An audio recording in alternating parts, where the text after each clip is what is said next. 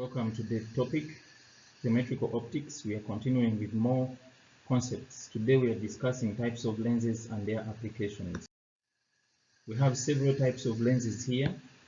We have the equiconvex, has two ends, 1 and 2. When you observe it from this side, it appears convex. Observe it from this side, appears convex. So it has two ends which are convex, and it is equi, meaning that the radius R1 equals to radius R2. Plano-concave, from the word plane, so it has a part which is plane and a part which is convex. It has end 1 and 2. If you observe it from end 1, it is flat, and when you observe it from end 2, it is convex in nature. By convex, we have end 1 and end 2. If you observe it from one end, it is convex. Observe it from this end also, it is convex. So it is biconvex, meaning it has two ends which are convex. Bi means two. Here we have R1 not necessarily equal to R2.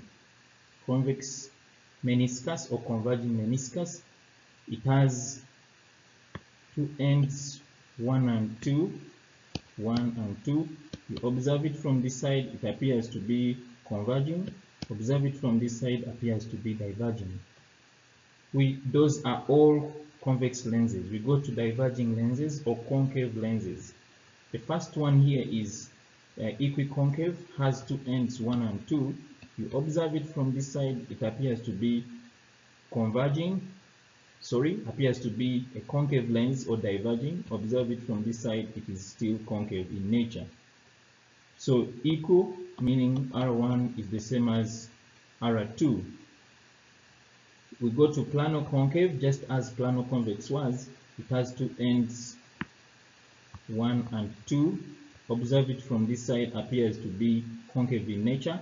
Observe it from this side, it is flat. Biconcave, we have end 1 and 2. Observe it from this side, it is concave in nature.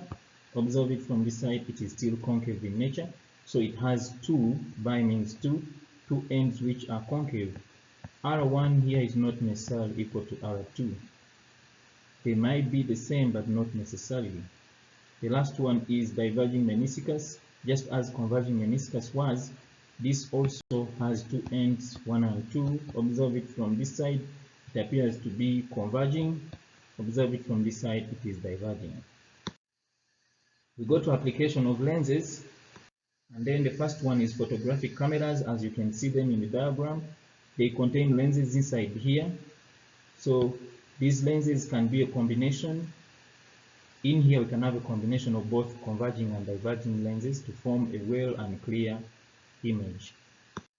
We have also the spectacles or eye lenses.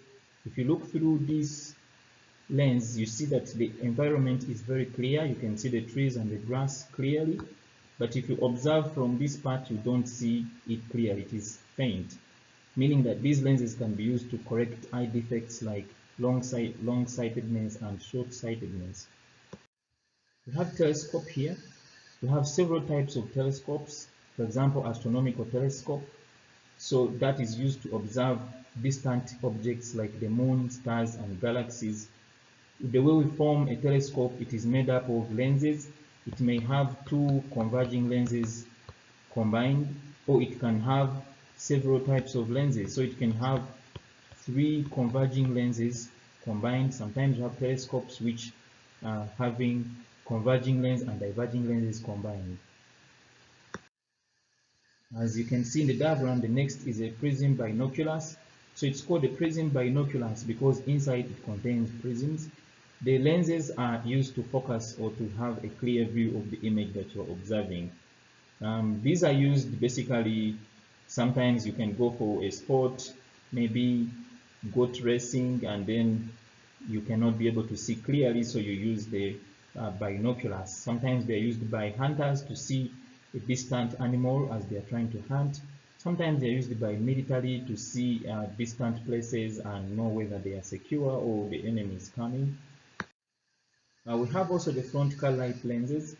Not all cars have lenses in their lights, but here we have a lens. The lens is to give a clear focus for the light. Next one is door peepholes. So the door peepholes, as you can see here, let's say you are inside the house and then somebody knocks on your door. You want to know clearly who that person is before you open. You peep from this hole and then you can be able to see what is outside. So this contains a lens inside that also gives a clear view of what you want to see. We go to microscopes. So the microscopes, these are so common, like the type that we have here is a type that is used in laboratories. Here we have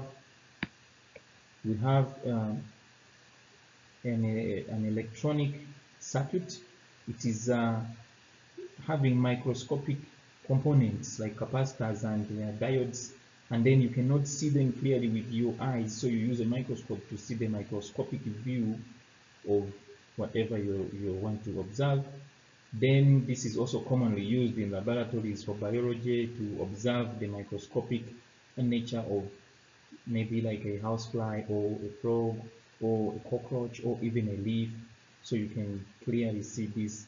So in here, in the eyepiece, there are lenses that help to magnify what you want to see here. We have also the last one is going to be the magnifying glass. The last one but not the least, and it's not that we have exhausted all of them. There are so many other applications of lenses that this is also common in biology labs to be able to see uh, magnified images. You can also play around with this when you focus sunlight and then you put this magnifying glass, you focus it from the sun, so this can be able to concentrate all the heat onto one point. So if we put here a paper, it can be able to burn it. It has a wonderful application.